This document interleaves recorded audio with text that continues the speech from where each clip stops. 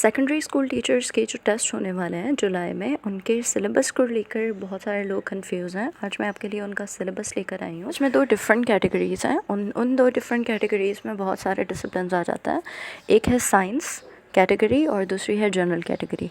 Science category में आपके BSc, BS, computer, engineering, इनमें जो भी डिग्रीज़ हैं वो वाले सारे इस कैटेगरी में आ जाएंगे। और दूसरे जनरल कैटेगरी में बीए आ जाएगा, बीकॉम, बीबीए, आर्ट्स और ह्यूमैनिटीज़ में हमारी सारी सोशल साइंसेस वाले डिसिप्लिन आ जाते हैं। जो भी हमारे सब्जेक्ट्स और जो भी हमारी फील्ड सोशल साइंस रिलेटेड होती हैं वो ह्यूमैनिटीज़ के अंडर आते हैं।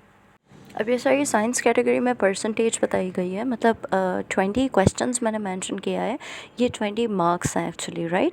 तो अगर 10 क्वेश्चंस आते हैं, अगर पेपर 100 क्वेश्चंस का होता है तो 20 क्वेश्चंस इंग्लिश के आएंगे। लेकिन अगर पेपर 50 क्वेश्चंस का होता है तो 10 क्वेश्चंस इंग्लिश के आएंगे और फिज़िक्स के 5 और केमिस्ट्री के 5। मतलब इनको हाफ़ कर दें, लेकिन मार्क्स उन पर वही रहेंगे। 20 मार्क्स होंगी इंग्लिश की, मतलब 20% मार्क्स, 10% मार्क्स होंगी फ़िज़िक्स की, 10% केमिस्ट्री की, 10% मैथ्स की, 10% कंप्यूटर साइंस की और 20% होगा आपका मदर टंग। वो मदर टंग किसी का उर्दू होगा, किसी का सिंधी होगा, उस पर डिपेंड करेगा कि आपकी मदर टंग कौन सी है, और वही 20% उसमें से आएगा। और सोशल स्टडीज़ में आएगा 10%।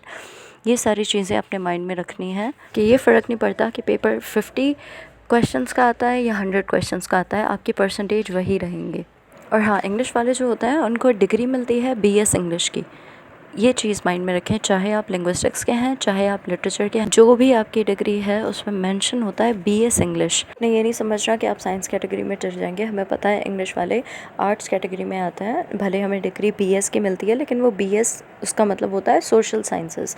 और सोशल साइंसेस मैं पहले ही मेंशन कर चुकी हूँ ह्यूमैनिटीज़ में आता है, जो कि आर्ट्स कैटेगरी में आता है, मतलब जनरल कैटेगरी में आता है। अब आ जाएँ जनरल कैटेगरी पे। जनरल कैटेगरी में भी यही सारी चीज़ें हैं, सिवाय मैथ्स के बाकी सारे सब्जेक्ट्स ऑलमोस्ट सेम है, ठीक है। तो जनरल कैटेगरी में जो है, अच्छा, एवरीडे साइंस, जैसे हमारे जनरल कैटेगरी में आपकी केमिस्ट्री, फ़िज़िक्स ये चीज़ें नहीं होंगी। एवरीडे साइंस में आपकी समहाउ केमिस्ट्री, फ़िज़िक्स जैसे हम 8 तक पढ़ते हैं वो वाली आ जाएगी, लेकिन जो स्पेसिफ़िकली होती है ना फ़िज़िक्स, केमिस्ट्री, इंटरमीडिएट की, वो नहीं आएगी इस कैटेगरी में।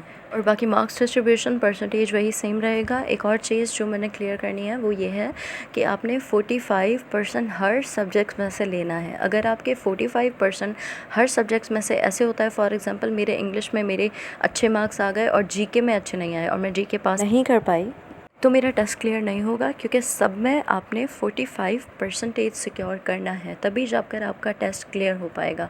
और मिनिमम जो पासिंग मार्क्स हैं वो है 55।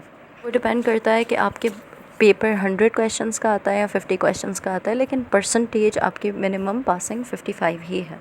I hope everything is clear now. लेकिन अगर आपको कोई भी क्वेश्चन हो आप कमेंट सेक्शन में पूछ सकते हैं। और इसी टेस्ट के इंशाल्लाह मैं बहुत सारी वीडियोस अपलोड करूँगी जिनमें स्पेसिफ़िकली बताएंगे कि जीके में से क्या आएगा और इंग्लिश में से कौन सी चीज़ें स्पेसिफ़िकली आ सकती हैं। तो आप चैनल को सब्सक्राइब कर लें ताकि जैसे कोई भी वीडियो अपलोड हो तो आपके पास नोटिफिकेशन आ जाए।